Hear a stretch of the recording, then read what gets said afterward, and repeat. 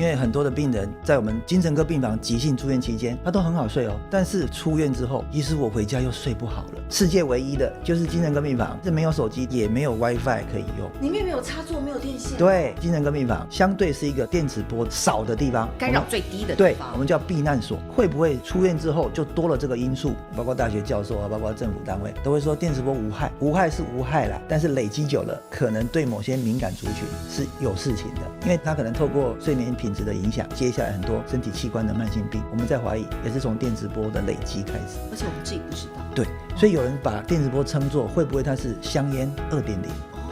我们知道抽烟对身体有害，二手烟对身体有害，可是对电磁波其实知之甚少。对，欢迎您来到健康大前线，我是节目主持人钱子。今天观众朋友眼尖的一定会发现，我们的设备完全不一样。今天无线麦克风换成有线麦克风哦，那是因为我们今天的医师杜俊贤医师有特别提醒我们，电磁波无所不在，大家应该要好好的来研究一下，或者是防止，或是了解电磁波可能对你身体跟你身心造成的一些影响。所以我们今天很高兴请到了新北市立土城医院精神科的医师杜俊贤医师。医师好。是，田子好，各位听众朋友、观众朋友大家好。杜医师，你今天的这个眼镜也深深的吸引了我的目光，是，好像你有特别放了一片这个，这是防什么？对，这个是夹式的这是防90% 的蓝光，因为我们的可见光线也是电磁波频谱的一个部分。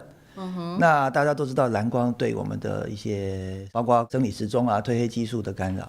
那基本上我们看电脑、看手机都需要防一些蓝光。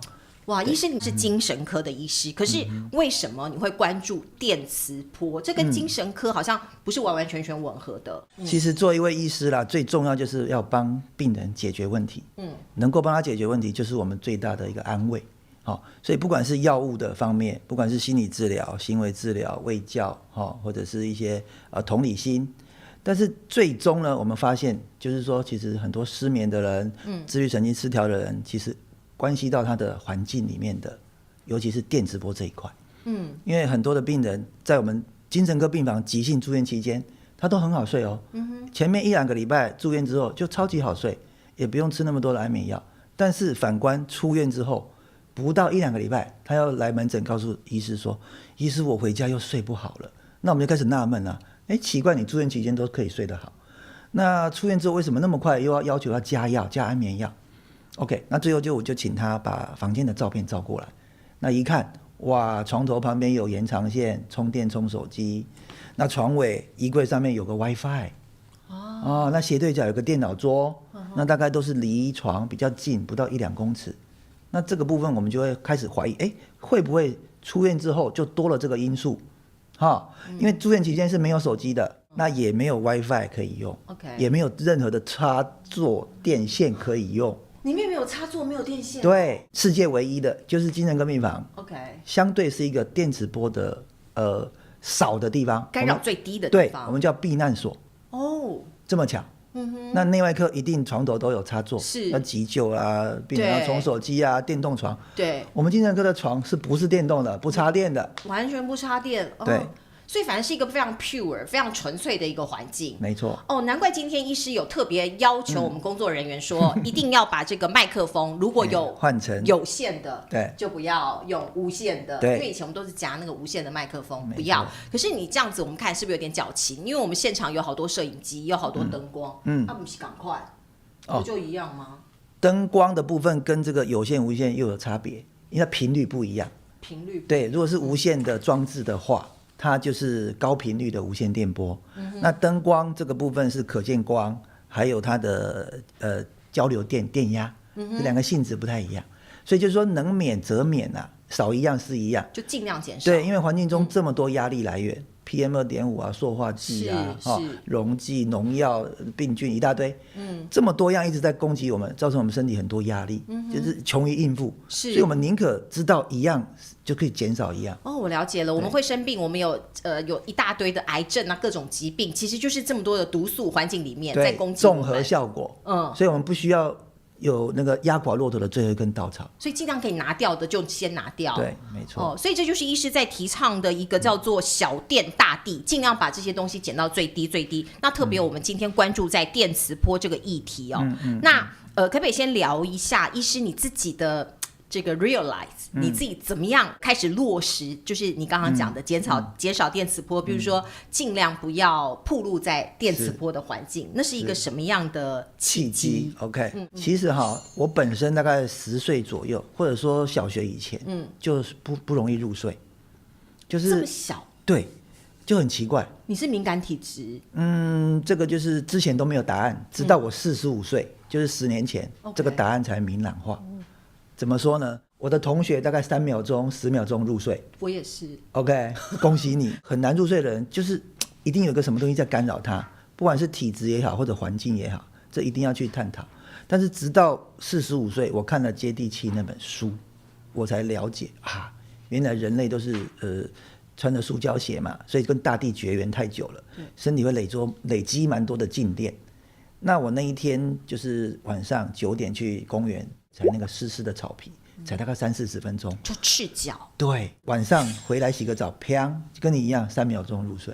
那你很开心。对，本来都是30分钟以上哦，就是翻来覆去30分钟。入睡需要30分钟以上，我们精神医学就定义叫做入睡困难。那这么奇妙的经验之后，单纯是接地气就这么好用吗？还是还有别的？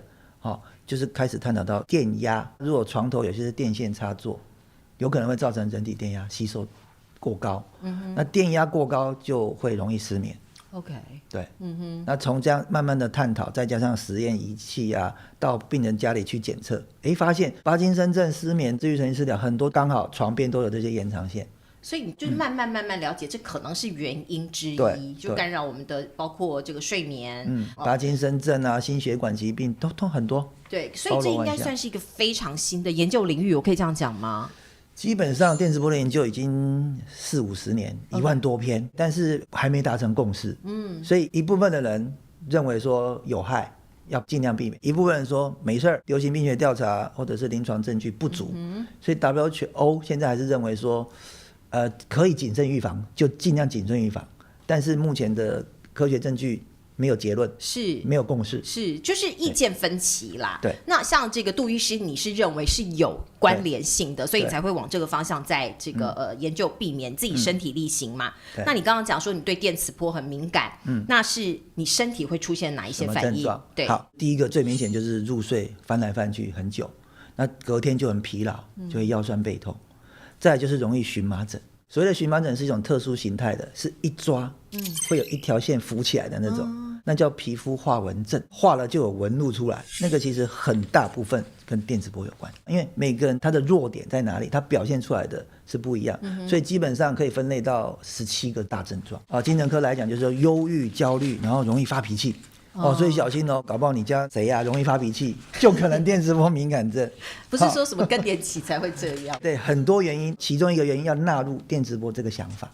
就刚刚提到忧郁、焦虑、易怒嘛，再来就是睡眠问题，然后脑雾、健忘、专注力不足，然后头晕头痛、胸闷心悸，然后频尿、疲劳，皮肤有这些状况，容易化纹症、荨麻疹，或者容易像湿疹这样顽固型的都有可能是电磁波累积出来的。哇，17项，你刚才这样一念，我就觉得我中了好多项。所以大家也要回去检查一下，是不是你居住的环境可能有一些电磁波的干扰。是。好，那医师是身体力行嘛，所以您平常在家里面，还有诊间，你会怎么样安排你的电脑或手机？因为这个东西很难避免，我们只要有上班，大概都必须用到。OK，那基本上医院里面的电脑都有接地，所以不需要怎么样远离它。接地是那个接地线，对不对？对，它的电源线是3插的，那插座也是有接地孔的，所以3插对3孔，所以它的电脑机壳就不会残留50伏特那么高的电压，就剩下0.02。OK， 所以基本上整间电脑萤幕是没问题的。但是它可能有barcode机，可能有读卡机，那个就相对高一些的电压。或者你自己的手机跟公务手机，那就会放远一点，甚至用一个纸袋或者里面有铝箔纸的，稍微把它挡一下。你把手机可以当成它是一个灯泡。太强，我们不想要直射，所以就用一个东西挡着。那这个就是要有金属，像铝箔纸铁片，就稍微挡在我手可以拿得到的地方，但是又有一个中间有一个阻隔。就像一个这个袋子，然后放在里面，然后旁边又有铝箔的那种就可以对。然后另外怎么加入低电磁的布置？家里的话，我会窗户放一片遮波帘，它是一个银纤维镀上去布料，就是像纱一样的，就是把那个基地台来的微波挡住。因为玻璃就是最容易透进来基地台讯号4G、5G 的那个位置，很方便，就一片挂上去。那几乎本来4格5格的讯号就可以降成1、2格。那这样我手机收不到讯号，老板会骂我，怎么办？这个就是要区分日跟夜。你白天要上班，想要讯号好，那这个帘子呢就不要遮那么密，就是拉一个缺口，让它可以讯号进来。那你晚上呢就把这个帘子拉下来，紧密一点。那甚至我个人呢是保护更彻底，就是睡在一个蚊帐里面，这是一个法拉第笼的概念，这是物理学上的这个东西，这个材质就可以挡住所有的高频率的波。可是像这个蚊帐会让你觉得很热吗？会有空气流通吗？反而是温度更均衡，所以你还是照吹冷气嘛，里面一样可以都是不会太热。OK， 对，太热睡不着。然后你的手机就放在这个蚊帐外面啊，还是听得到嘛？对。那手机你也不用开飞行了，说非常方便，所以我把它叫做这个叫懒人的方法。OK， 就是一个蚊帐，那同时又接地，就很像那个医院里面那个病床，比那个还彻底，比那还彻底。因为精神病房里面是不能用手机，不能用电线，没有插电孔，对，电跟波不见了嘛，对，但是它还是有基地台打进来的，因为病房总是有窗户嘛，对，虽然它不用手机，但是基地台的波还是进来了。那我就是一边实验一边看看这个效果。其实在里面手术后的人要复原很快，真的就像一个妈妈的子宫一样，保护自己起来，对，所以睡得非常安稳。没错。那什么样的人才需要像医师这么样做的这么周延？也就是说有一个像那样子的蚊帐，什么样的人才需要？ OK， 基本上就是重度电磁波敏感的人，或者你就是不想要有压力，不想要来自这些四面八方的微波的压力，那你就需要这个。比如说你也可能担心1楼2楼或者隔壁邻居的 WiFi 啊，它有没有装很强的？对，很多很强的可以穿3面4面墙，有时候在家里可以收到隔壁邻居的 WiFi， 对，都满格的，对，满格。所以这个部分就要考虑，就是用全方位都罩住，否则你就单纯用一个窗帘就好了，单纯把外面基地台打进来的挡住。那像我们刚刚有提到嘛，我们制作人有特别跟我讲说，医师有要求要用有线麦克风。我那时候觉得奇怪，有线无线这个麦克风有差这么多吗？复古风。我是觉得蛮有 feel 的啦，是蛮有 feel 的。OK， 但是其实重点是它的，我们就少了无线的讯号，因为我们讲，然后它要接收嘛，这个一定有个天线，天线就会发射出去。然后发射的时候是无线电波嘛，那个其实是微波的频率，跟你家微波炉是一样的频率只是功率它弱很多，但是这个部分我们仪器测量起来还是会偏高，所以如果用有线就完全没有这个无线的问题。所以这个也医师说明了为什么他要做这些坚持。不过我自己很想问，你做这些坚持，你跟旁边的人啊，你周围的人会不会觉得你紧张兮兮，太过疑神疑鬼？你有受到这样的 feedback 吗？没错，确实会有。因为我们市面上听到了很多讯息，包括大学教授啊，包括政府单位都会说电磁波无害，无害是无害啦，但是累积久了，可能对某些敏感族群是有事情的。因为第一个，它可能透过睡眠品质的影响、睡眠品质的干扰，然后就接下来很多身体器官的慢性病症状就会出来，影响他整个的生活品质。那其实真正的很多慢性病、文明病，可能我们在怀疑也是从电磁波的累积开始，而且我们自己不知道。对，所以有人把电磁波称作会不会它是香烟 2.0？我们知道抽烟对身体有害，二手烟对身体有害，可是对电磁波其实知之甚少。对，因为电磁波这个科技发展这几十年才蓬勃发展嘛，人手一机，那这个在人类文明上演化史上是没有见过的。过去都是自然界的环境，顶多就是阳光曝晒很严重，或者太阳风暴这些问题。那这个科技的发展，然后浓度增加，都在我们很近距离。对啊，我们旁边就好多台，对，包括现在的智慧家庭，对不对？都要用到蓝牙传输，没错。但是我们很多案例是看到家里越智慧的，它症状好像后来发展出来蛮多。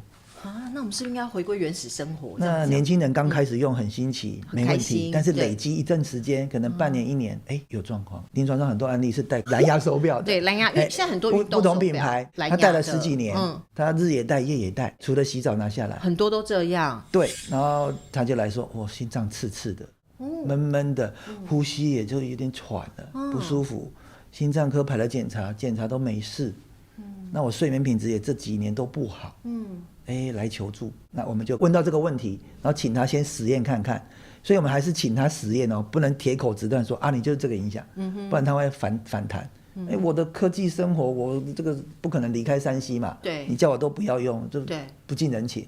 OK， 所以就是建议他先实验1-2周，看看有没有差别，等于引导他要去自我做行为改变，习惯的改变。所以很多东西可能是你一时之间你觉得没有什么影响，或者你没有感受，可是它可能是累积到你40岁、50岁、60岁才爆发，没错，也有可能，没错。尽管现在可能在科学的证据上，对，就是因为时间累积这么久，它才不容易证实。累积个10几20年，他才看到，有这个疾病症状。那难道要去回溯他10-20年来暴露到哪些风险因子吗？是我们刚刚其实不断的强调，电磁波其实你摸不到、看不到，也感觉不到。那身体到底能不能有感觉啊？还是能不能有测量？测量得出来吗 ？OK， 测量用仪器一定测量得出来，但是人体不可能像仪器那么灵敏。好，那你刚刚说谁感觉得出来？就是重度敏感症的人，大概统计起来，外国的预估占3%。OK， 那也有人说占7%啊8%，每个国家国情不同，或者调查研究的方法不同，会得到不同的数据。那严重度最高的等级大概是3%。然后中等程度的可能占30几%，所以2个加起来就接近40%，所以不能轻忽这些问题。就是你的身体可能极敏感有3%，对，可是稍微中度敏感的有接近40%。那所以2个加起来也是40%左右。但是有60%、50-60%是没敏感的嘛，对，所以就变成2个公说公有理，婆说婆有理，有没有？没感觉的就说啊，你神经兮兮。对，有感觉的说啊，确实我对他不舒服。OK， 所以手机也不能讲太久，电线不能离太近。然后微波炉我不希望太常使用，有些人家里根本就没有微波炉这件事情。没错，就比较敏感的人。对，如果你完全对这些是免疫的，那可能你很幸运。可是也许我们有40%的人，对，还是要尊重这些人，非常的小心那我们刚刚讲到科学根据，是不是可以请医师再跟我们讲一下哪些科学根据？电磁波对于身体的影响有2个层次，一个是生物效应 （biological effect）， 一个是 health effect， 叫健康效应。那健康效应这个部分，刚刚讲到，全世界没有共识，还没有说像抽烟一样达成一致的结论，说啊，它就是有害，1A 级致癌物。 1A， 现在还没有。但是对于生物效应的部分，几乎8-9成的学界的研究是认同的，就是说它在细胞模式或者动物模式来看，电磁波不管是电场、磁场、波场，都看得到很多证据是有生物效应，而且是负面的生物效应。所以我们就去推论，那既然有生物效应，就是对细胞是个压力，是算是一个险恶的这个风险因子。那累积久了会不会累积成一个健康效应？所以我们不要执着说电磁波到底对人是有没有健康效应，有没有致癌啊，导致糖尿病啊，这个免疫疾患啊等等。对，先不要执着这个，我们先看到它8-9成的科学家或者实验结果认为是有负面的生物效应，是包括发炎、自由基会增加这些问题。包括自律神经的干扰。那这个部分既然有干扰，我们就能够谨慎预防就谨慎预防。是，毕竟 WHO 也是建议现在还是采取一个谨慎预防的一个态度，会比较好。医生，你能不能够举例说你真的是被电磁波干扰的病人来跟您求诊的？很多。我书中有一个案例，他是在台大就医了10个科别。10个科别？对，前面的内外科、耳鼻喉科、免疫科都有看过，最后他也看了那里的精神科。OK， 他的症状是什么？这是我就行医生涯没有听过的症状，就是连咬苹果，连莲蓬头洗澡，那个水声都会让他停止呼吸。我们呼吸不是很自然吗？对啊，自律神经控制的嘛，就非常自然嘛。对。结果莲蓬头在洗澡的时候，他还要戴耳塞，他只要听到这些噪音，他就没办法呼吸了。对，等于一个外来的声音的输入，所以这个叫对声音的超级敏感。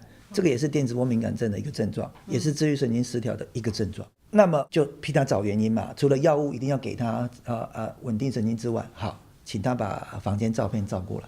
结果一看，他睡觉的地方，比如说睡在这里，他左边就是一个延长线，然后充手机、充平板，对，那挂在是一个金属的桌子，金属脚架的桌子，好，这边一条，那床尾第二条。就是电风扇，这个电视机，这2条，好，那我请他把它拿掉，喂，进步了，进步3成5成那么多，这可能在2-3个礼拜时间内，只拿掉这些就进步3-5成。对，但是他还说偶尔还是睡不好，还是有一些症状会反反复复，因为没那么快就根除嘛，好，那隔了大概1-2个月，他才把第3条电线找出来。床头柜后面竟然还压了另外一条电线，那个电线就是从插座然后跑到他的冷气机 ，OK， 就藏在那个角落，他都没力气到搬开来看，等他儿子回家才帮他搬开。那找到之后呢，拿掉，就是从别的地方去供应电源，那他的症状就整个好转，不用来就医了。哇，那真的好神奇哦。对，那除此之外，我还借人体电压表回家让他测量，就是刚刚那2条电线拔掉之后，它的电压还有0.2，身上电压0.2伏特，对，那我就直觉判断这个一定是还有1条没有找到，只是他没有告诉你，你也没有办法知道在哪里，对，所以就请他好好搬走，结果他就照片就再传给我，就看到了第3条。对，这真的很神奇耶。如果说观众朋友想要知道从生活里面来减少电磁波的影响，医师可不可以建议他们要从哪里开始做起？也许他不像您刚刚讲的那个病例这么的夸张，他可能只是觉得 something wrong， 哪里不是很舒服，他要怎么样来改善？现在因为人手一机，机不离身，而且很多人充电就是放在床头，大概占8-9成以上是这个习惯。第一步要改的就是这个手机充电位置要离床1公尺。离床1公尺，那不止手机所有的电线建议离这一张床1公尺。那很多病人跟我问说，我离头有1公尺了，不对，不是离你的头，离身体。也不是离身体，那离心脏是要离床。可是家里很小OK， 如果家里很小没办法的话，就拔掉不要用，不要充电了。你可以用行动电源充啊。行动电源就 OK。对，行动电源就是电池，就是直流电。OK， 我们就不要有交流电，交流电就是一直波动嘛。了解，它会干扰我们身体，会让我们身体有一个交流电压存在。对，很多人也是跟我讲啊，他套房很小，没办法，那充电手机改用行动电源充，或者你就干脆进房间前在客厅就先充满8-9成嘛，就不要那么 care， 一定要充饱。那电风扇如果可以不要用的话，变成冷气机。因为冷气机离我们比较远， OK， 几乎都离床2公尺以上的，那比较不会有事。就把电源的东西都拔掉。对，看得到的先拔掉。但是插座本身也不能压着，插座口你要把它想象成它是一只蛇的吐信。它这个电场看不见的电力线也有大概10公分到15公分。所以插座的正面纵使都没有插了，你已经拔掉了，对不对？对。但是这个插座也不要有木柜子、塑胶柜子、床垫压着都不行，不能把它挡着，要一个净空距离大概15公分是最好的。15公分15公分，这个大概这样而已，15公分，就是不能把它这样紧密的这样压着，因为紧密压着的话，这个木柜子就会被这个110的电压给感应到。因为木柜子表面还是有一些水分，空气中的湿气，所以这个木柜子你一手一摸，0.5伏特，好高哦。对，那很多人床边会放台灯，对，这个1公尺内的绝对要拔掉，拔插头。就像我们老一辈讲的，其实我要预防火灾，我也拔插头。对，我要省电，我也拔插头。对，避免它有一些待机电流。所以拔插头如果是能做的，就先从这边开始做起。但是毕竟会比较不方便嘛。对。那所以另外一个方式是不要拔，但是你要有一个插座开关，就直接插在插座上的，它有副开关的，不是延长线的那种是本身就直接插在插座上。那我们可以啪啪，所以是不是这一条电线你就不用拔了？就不用插座上面的开关，把它放在那边来做这个调节 off 掉。对，但是有一个前提，这一定要附注。你要确认你家插座的水线、火线没有接反，才可以用这个插座开关，否则有可能越关越强。那怎么？对，所以我们教人家就是说，最简单就是把就是拔是最容易的啦。那除非除外条件，就是说你有确认你家水线火线是正确的接。因为这个很多建设公司没有要求到这一段。OK。水电工啊、水电学徒啊就会接反。因为接反还是可以通嘛。了解。但是他就不知道用这个 switch 之后，反而越关越严重。了解。我们有最初阶的、中阶的、进阶的。如果你只是觉得说，我现在没有什么症状，可是就觉得说想要试验看看，就先把插头拔掉。对。那如果说你现在身体可能有一些相关联性，你可能还要再去学中阶的。对。那中间还有很多细节的方法，也许我们下一次还可以请医师来为我们大家好好的讲解。今天非常谢谢杜医师来到我们节目，我们下个礼拜再见，拜拜。